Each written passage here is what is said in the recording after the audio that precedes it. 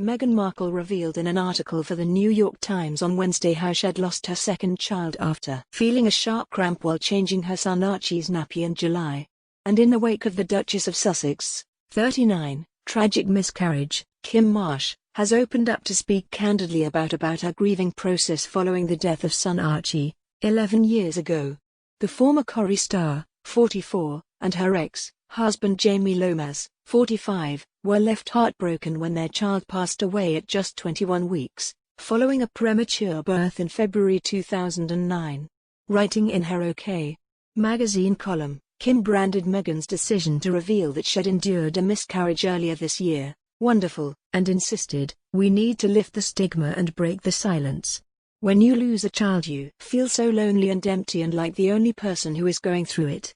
The soap star explained that being able to connect with others who've been through the same thing is extremely helpful. She added, "It's not easy when you're talking about the loss of your own child, but opening up has certainly helped me, and I think talking is a really important part of the grieving process." Last month, Kym recalled when her loved ones didn't want to attend her stillborn son Archie's funeral as they couldn't cope with grieving such a small baby.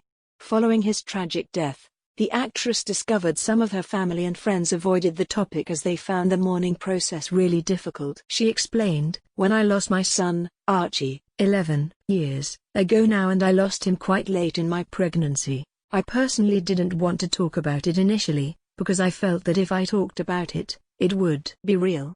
Some people didn't want to come to his funeral because they felt they just couldn't cope with such a small baby's funeral," she added. "They felt really difficult, it was a difficult thing for them." The TV star confessed people struggled to comfort her during the incredibly heartbreaking time as she added, "I had almost got to the point where I wasn't accepting anything yet.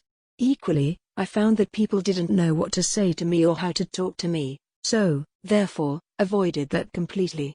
Reflecting on life after Archie, Kym previously explained on Lorraine, "Archie is still part of the family. We celebrate his birthday every year, we send balloons up at Christmas and New Year's for him."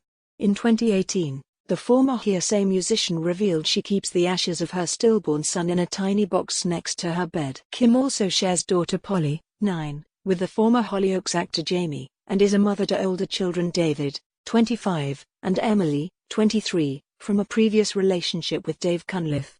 Meghan Markle made headlines around the world after revealing she'd miscarried her second baby in July. She fell ill at her home in Los Angeles before going to hospital, where she tearfully watched her husband Prince Harry's heart break as he tried to hold the shattered pieces of mine as they grieved for their unborn baby. In the neat piece titled "The Losses We Share," she wrote poignantly, "I knew, as I clutched my firstborn child, that I was losing my second.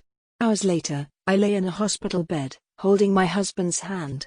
I felt the clamminess of his palm and kissed his knuckles, wet from both our tears. Staring at the cold white walls, my eyes glazed over.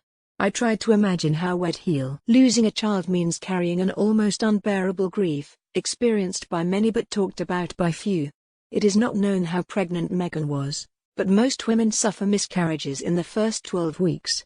The Duke and Duchess of Sussex have openly shared their hopes of having 2 children to complete their family. It was no secret they dreamed of welcoming a new addition, a baby brother or sister for Archie Mountbatten, Windsor. The prince told activist and chimpanzee expert Jane Goodall in 2019 that he would only have 2 children maximum for the sake of the planet. The Sun's National Helpline provides a safe, confidential place for anyone who has been affected by the death of a baby. Call the Sun's Helpline on 0808 164 3332 helpline at sands.org.uk.